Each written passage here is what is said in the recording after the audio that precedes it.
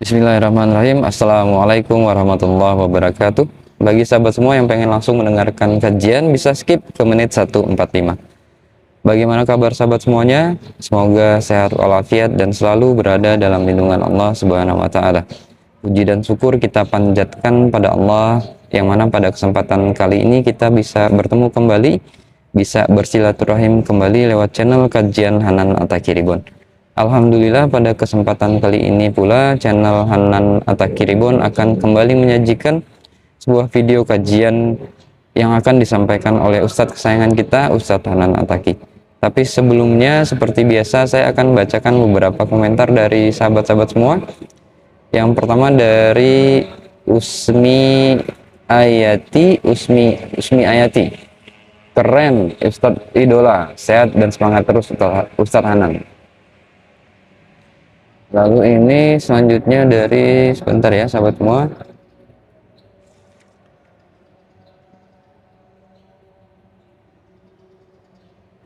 saya scroll dulu ya.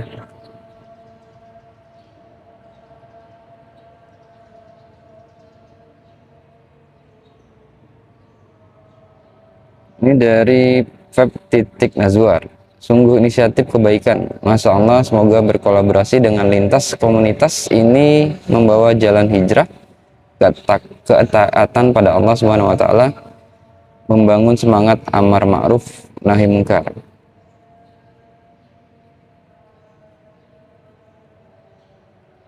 Dari Astroboy, sehat selalu Ustadz idola. Oke, baiklah, itu saja. Langsung saja kita dengarkan kajian dari Ustadz Hanan At-Taqi. Selamat mendengarkan sahabat semua.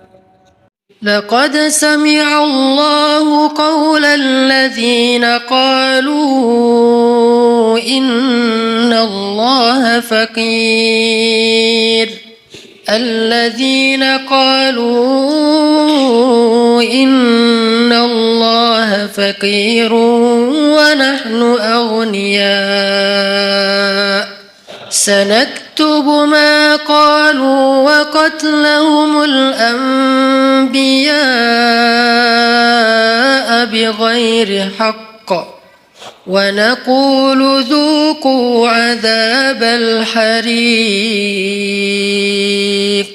ذلك بما قدمت أيديكم وأن الله ليس بظلام للعبيد. Nah, sebelum kita baca terjemah, saya pengen ceritain dulu sedikit adegan yang berkaitan dengan ayat ini. Satu hari Abu Bakar As-Siddiq lagi main ke sebuah kawasan atau ke sebuah pasar tempat orang-orang Yahudi ngumpul. Jadi kayak di Madinah itu kan ada orang Islam sama orang Yahudi kan hidup berdampingan. Cuman seringnya orang Yahudi ini bikin masalah. Mereka membatalkan perjanjian, mereka mengganggu kaum muslimin, mereka menyebarkan fitnah, termasuk salah satunya fitnah Aisyah selingkuh. Akhirnya satu demi satu kabilah Yahudi itu kemudian diusir oleh Nabi karena berkali-kali melanggar perjanjian. Maka jadilah kota Madinah itu hanya tinggal kaum muslimin saja. Tadinya Islam di Madinah itu sangat berdampingan dengan orang Yahudi. Karena dasarnya Islam itu kan rahmatan lil alamin ya. Nggak mau ngerecokin orang, nggak mau ganggu orang. Itu Islam banget tuh. Islam nggak mau ganggu orang, Nabi itu paling nggak enak ngerepotin orang. Itu tuh Islam banget. Tapi juga Islam punya prinsip, dia punya hal yang buat dia itu nggak bisa ditawar. Salah satunya adalah kehormatan, apalagi yang berkaitan dengan kehormatan perempuan. Kemudian masalah ideologi, hal-hal yang akidah, syariah, sehingga muncullah kalimat lakum dinukum waliyadin. Kalian dengan cara agama kalian, kami dengan cara agama kami. Bisa nggak kayak gitu kita hidup? Nggak usah saling mengganggu.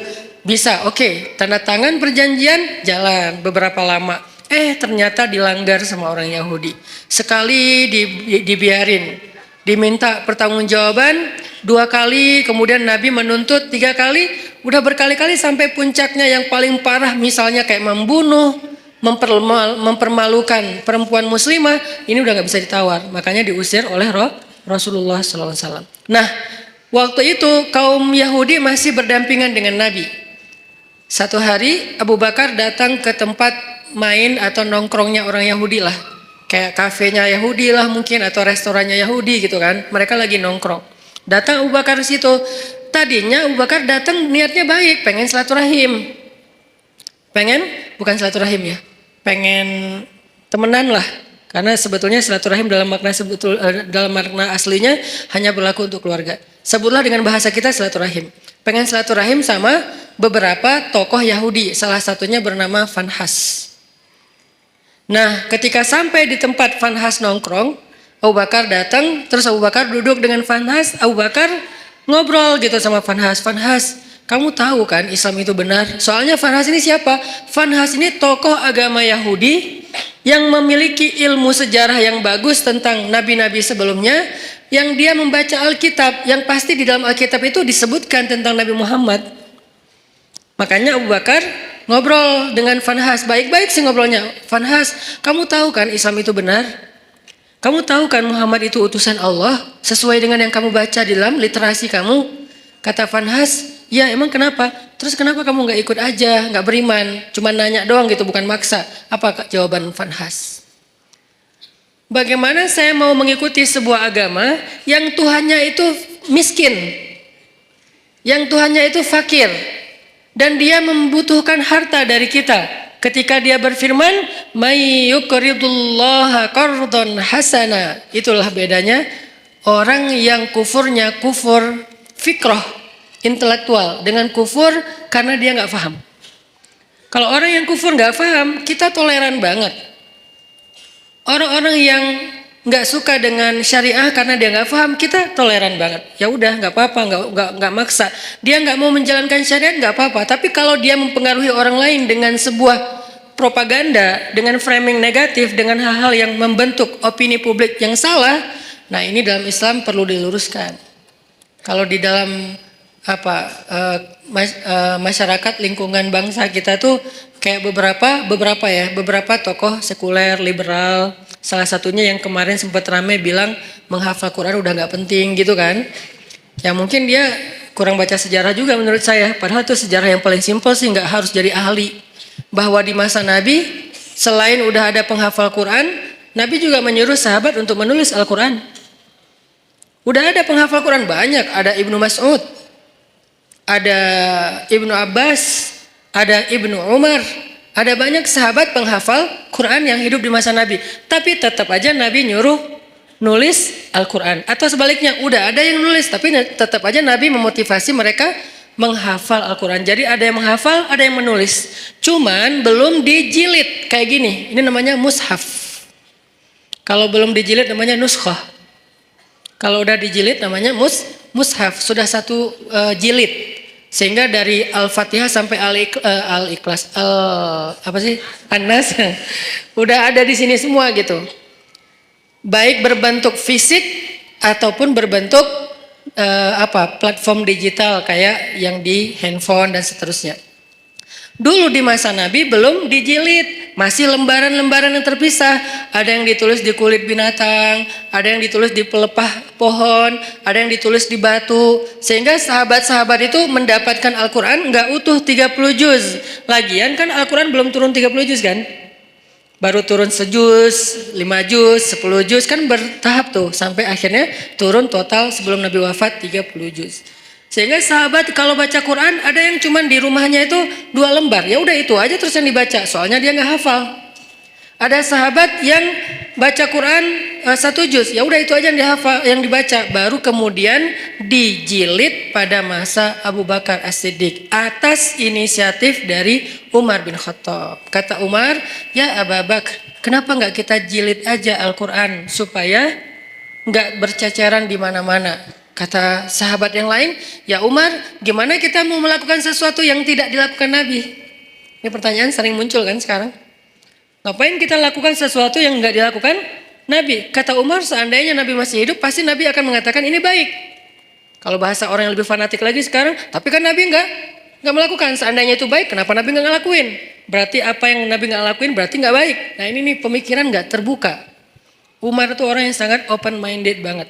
Sehingga dia banyak nyampain gagasan-gagasan yang justru kayak sesuatu yang baru gitu di zaman Itu. Lalu akhirnya setelah disyurakan oleh para sahabat, mereka sepakat bahwa ini baik, maka dilakukanlah proses penjilidan Al-Quran pertama di masa Abu Bakar. Kemudian diulangi lagi, lebih teratur lagi di masa Utsman bin Affan. Karena di masa Utsman itu ada semacam polemik soal tata cara membaca Al-Quran. Karena banyaknya orang non-Arab yang masuk Islam, lalu mereka salah dalam membaca ayat-ayat secara huruf, secara baris. Kalau baris saja masih mending, ini hurufnya salah. Kenapa huruf bisa salah Ustadz? Karena dulu Al-Quran itu tulisannya nggak ada titik. Kalau sekarang kita nyebut Arab gundul itu nggak ada baris ya. Kalau dulu tuh lebih gundul lagi. Bukan hanya nggak ada baris tapi nggak ada titik. Jadi shin dengan sin itu sama-sama nggak punya titik. Shad dengan dot itu sama, nggak ada titik. Lo dengan to sama, nggak ada titik. Ba, ta, sa sama, nggak ada titik. Jadi linusabbita bihi fuadak bisa dibaca linubayyina bihi fuadak. Jauh kan? Linusabbita bihi fuadak, untuk kami teguhkan hatimu dengannya, bisa dibaca linubayyina bihi fuadak, untuk kami perjelas maksud di dalam hatimu dengannya. Itu jauh banget perbedaannya. Kenapa? Karena tidak ada titik. Akhirnya banyak orang non-Arab yang masuk Islam di masa Utsman salah membaca huruf. Jadilah Al-Quran itu agak banyak kesalahan. Dan itu rame yang membaca dengan cara yang salah. Akhirnya Utsman berinisiatif untuk mengumpulkan lagi cara baca yang tadinya 10 huruf menjadi 1 huruf. 1 huruf menjadi 10 qiraat dan seterusnya. Itu pokoknya rumit lah pokoknya. Sejarahnya rumit. Intinya di zaman Nabi itu udah ada smartphone dalam bentuk tulisan di lembaran-lembaran. Atau kenapa tetap dianjurkan menghafal Quran? Ini jawaban paling logis menurut sejarah. Belum lagi nanti ada jawaban dari sisi spiritual, bahwa menghafal Quran itu fadilahnya luar biasa. Kita tuh dapat mahkota di padang mahsyar. Hanya orang yang tidak beriman atau ragu dengan janji Allah dan Rasul yang gak peduli dengan hal kayak gini. Bahwa nanti dia akan pakai mahkota cahaya di padang mahsyar, dia bisa menyelamatkan 10 keluarganya. Gak bisa nyelamatin saudara kita, keluarga kita 10 orang dengan membawa smartphone. Di padang mahsyar, ya Allah, di smartphone saya nih ada Al-Quran, boleh gak saya selamatin keluarga saya? Jangankan keluarga, mantan aja gak bisa. Coba gimana? Jadi memang ada fadilah tertentu, walaupun kita mungkin yang ngomong kayak gini juga belum tentu hafal Al-Quran dengan ayat yang banyak. Tapi setidaknya saya tuh selalu respect banget sama yang menghafal Al-Quran. Dan menganjurkan, sampai anak saya sekarang 3-tiganya sekolahnya khusus tahfiz. Karena saya berharap mereka gak seperti saya, yang baru serius ngafal Al-Quran pas udah gede. Mereka harus tuntas dulu Al-Quran, sisanya boleh belajar sains, belajar apapun lah. Kan dulu ulama-ulama saintis Islam itu hafiz ya rata-rata ya. Jadi kayak ngafal Quran tuh bukan buat mereka, bukan karena mondok, bukan jurusan agama. Itu emang udah kayak jadi jadi budaya yang soleh di antara masyarakat Islam. Aisyah pondok tahfiz, Maryam pondok tahfiz yang pulangnya sebulan sekali. Yang saya cerita, saya juga kadang-kadang bete gitu, nggak bisa ketemu anak. Tapi harus sabar. Yahya masuk TK tahfiz. Yang dari TK itu udah mulai belajar tahsinnya pakai bahasa Arab, bukan pakai bahasa Indonesia. Dia menghafal huruf pakai bahasa Arab. Yang saya pernah sekali tampilin di YouTube ya, yang alifun Allah kayak gitu-gitulah. Saya juga nggak hafal, dia hafal. Artinya saya respect banget dan berharap banget anak-anak menghafal Quran untuk nyelamatin saya nanti di akhirat gitu. Karena saya ngerasa kayak siapa tahu kalau saya belum pantas masuk surga dan belum cukup amalnya, disyafaatin oleh pastinya setelah Rasulullah SAW adalah anak yang hafiz. Gak bisa pakai smartphone, gak bisa pakai Google Drive untuk menyelamatkan keluarga kita di padang mahsyar. Apalagi dapat mahkota. Tapi menyimpannya di smartphone Google Drive boleh-boleh aja, ikhtiar kita untuk memudahkan mendapatkan Al-Quran ketika mau dibaca. Gak masalah pakai smartphone, cuman menghafal dia pasti punya kelebihan sendiri. 1 huruf yang dihafal itu pasti beda.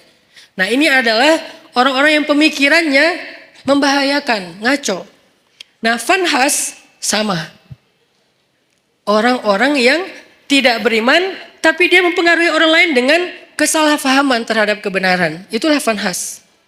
Sehingga dia mengatakan Allah itu fakir, kami itu kaya. Dan itu bukan kata saya loh ya, kata Vanhas. Orang-orang yang awam kan gampang percaya yang gini-gini. Karena Allah berfirman, "May yuqridullaha qardan hasana fayudha'ifahu ad'afan katsira." Siapa yang meminjamkan harta terbaiknya kepada Allah, nanti Allah ganti berlipat ganda. Kalimatnya meminjam. Makanya saya kan pernah posting, yuk kita pinjamkan harta kita kepada Allah. Ada yang komen kan, Allah kok minjam. Ini Ustadz makin lama makin aneh ngomongnya, ngelantur ke sana kemari. Itu bukan kata-kata saya, kata Al-Quran. Tapi kalimat meminjam di sini bukan Allah nggak punya harta. Apa maksud dari kalimat meminjam di sini?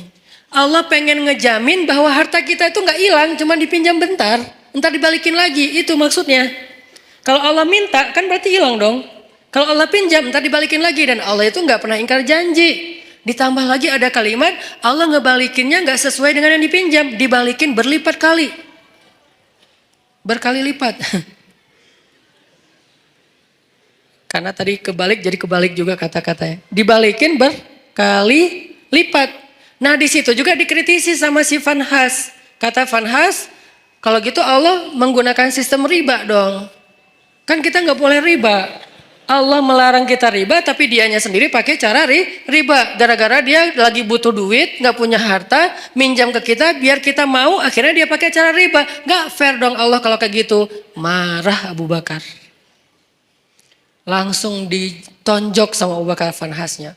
Gubrak. Wah, Abu Bakar aja yang selama ini kalem, diam aja. Orangnya sabar kalau dirinya yang, kebayang nggak ketika di Mekah Abu Bakar itu dikeroyok orang gara-gara ngebelain Nabi. Sampai saking dahsyatnya mereka mengeroyok Abu Bakar, itu wajah Abu Bakar tuh hancur dan nggak dikenali. Kamu siapa Abu Bakar? Kok jadi gitu? Mukanya tuh hancur. Abu Bakar terima digituin. Tapi ketika Allah dihina sama Vanhas, wah itu digebukin terus-terusan sama Abu Bakar. Sampai Vanhas dibela rame-rame, terus Abu Bakar pulang. Vanhas datang ke Rasulullah SAW bilang, ya Muhammad, lihat nih apa yang dilakukan sahabat kamu kepada saya. Ini yang kamu bilang Islam, yang katanya damai segala macam. Siapa yang melakukan itu? Abu Bakar. Rasulullah aja nggak percaya. Abu Bakar? Kalau Umar, Nabi percaya. Karena Umar kan orangnya tegas, keras kan. Ghalidun syadid, itu julukan Umar. Keras dan tegas, Umar. Sampai ada yang datang ke rumah Umar nanya tentang satu masalah. Kata Umar, kenapa kamu tanya ke saya?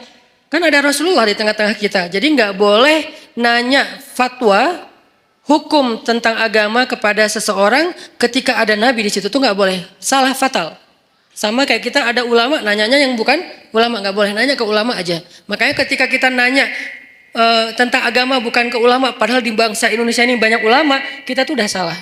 Jadi nanya aja udah salah, pasti jawabannya lebih salah. Walaupun benar tetap salah. SOP-nya nggak kayak gitu. Nah ada orang datang ke Umar, nanya tentang agama. Kata Umar, kenapa kamu nggak nanya ke Rasul? Masa nanyanya ke saya? Kata dia, saya udah datang ke Rasul. Terus apa jawaban Rasul? Jawaban Rasul saya nggak berkesan. Maksudnya kayak bukan itu yang saya harapin. Dia kayak maksa gitu, pengen jawaban sesuai harapan dia. Kan ada orang kayak gitu kan. Nanya pengen nemu jawaban sesuai harapan. Kalau nggak nemu, nanya lagi ke ustadz yang lain. Sampai nemu yang mengatakan, oh ya udah ini halal. Baru dia bilang, tuh kan kata saya juga.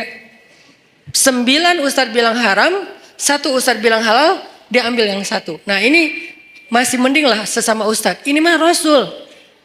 Rasul udah kasih jawaban, tapi saya nggak cocok gitu. Makanya saya tanya kepada kamu. Menurut saya kamu bijak. Dipuji-puji Umar. Apa yang dilakukan Umar? Kata Umar, ya udah tunggu sebentar ya.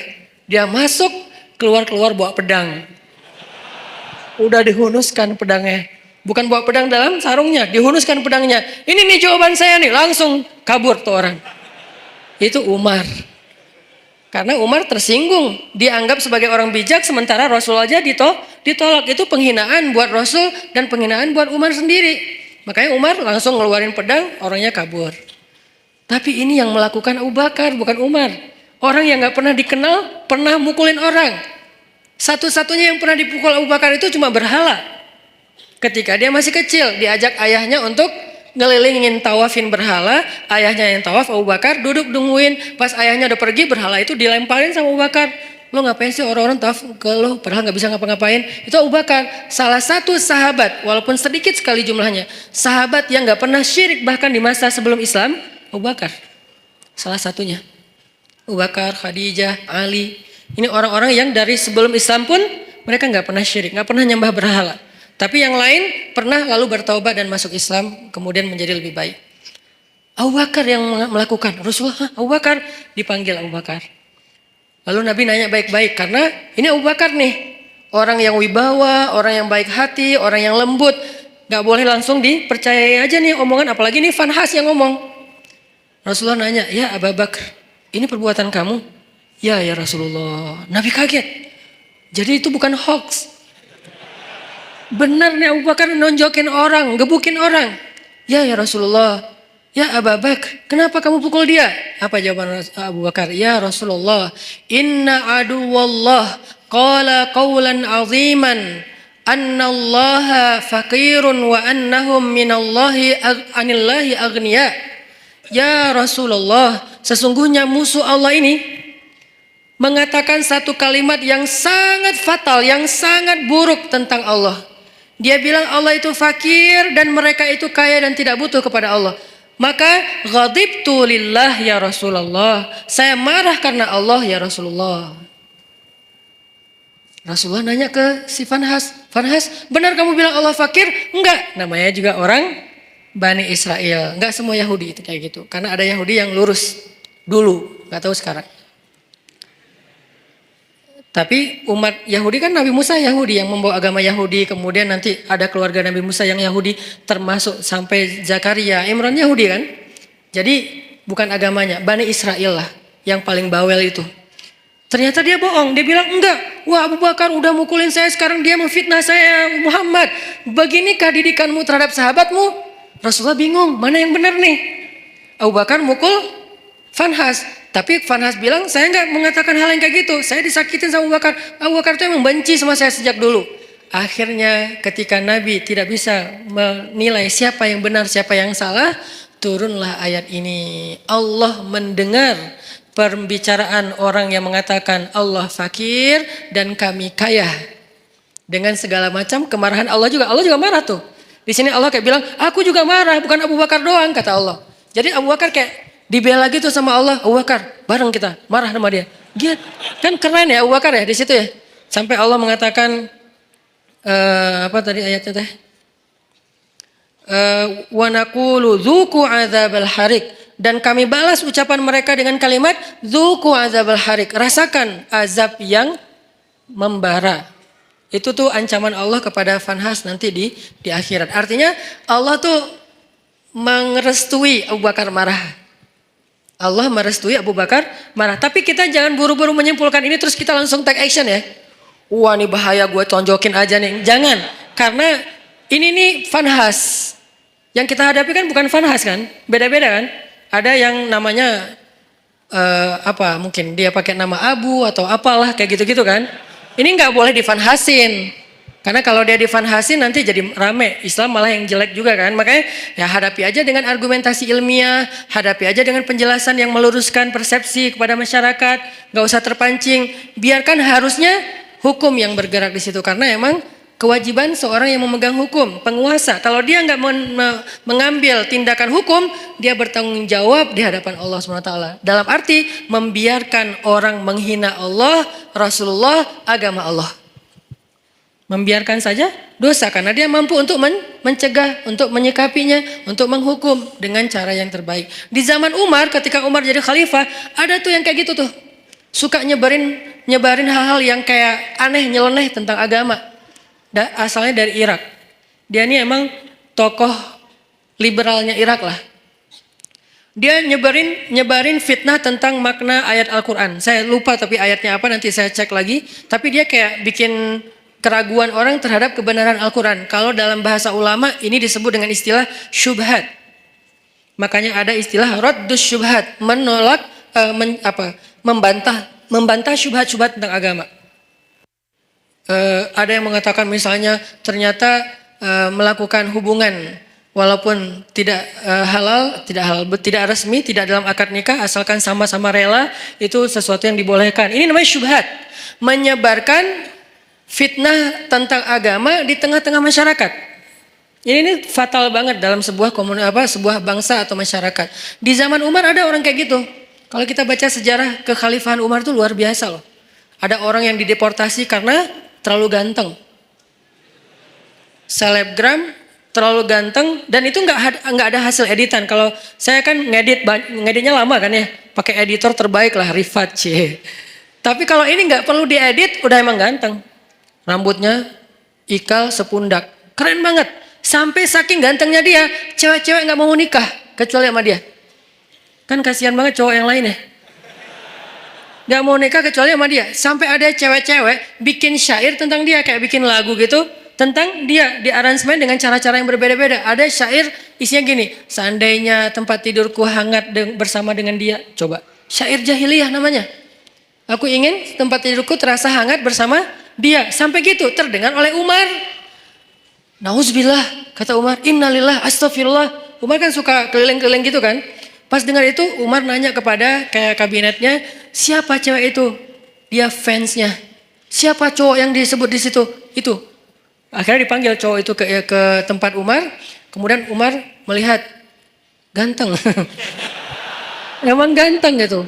Kenapa kok cewek senang sama dia? Gantengnya di sebelah mana ya? Akhirnya Umar berkesimpulan yang buat dia makin ganteng itu emang mahkotanya adalah rambut. Rambutnya adalah mahkota. Akhirnya kamu tahu kesalahan kamu apa? Apa wahai Amirul Mukminin? Kamu terlalu ganteng. Salah saya apa? Kan saya takdirnya lahir seperti ini, Ci. Ya udah sekarang kamu harus dikurangi kegantengannya sedikit biar nggak jadi fitnah. Itu tuh di zaman Umar ada yang kayak gitu kejadiannya. Coba kayak gitu-gitu aja diurus oleh negara loh. Demi supaya kan tugas seorang pemimpin itu adalah menjamin rakyatnya itu tidak terjadi masalah kan, termasuk masalah moral. Ini kan masalah moral yang nanti merusak juga masalah spiritual, iman, ibadah kan jadi nggak khusyuk ngingat dia terus lagi sholat. Makanya nggak boleh. Nah akhirnya kata Umar, kamu harus dikurangin kegantengannya. Caranya dipotong rambutnya.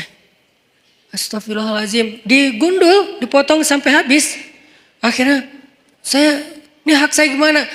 Hak kamu adalah kamu akan dibayar oleh negara. Karena gara dipotong rambut dibayar oleh negara. Akhirnya dia dipotong rambut. Besok datang lagi. Karena rambutnya udah habis kan malu kan rambut udah habis. Dia pakai sorban. Datang ke Umar. Kata Umar, ini lebih ganteng.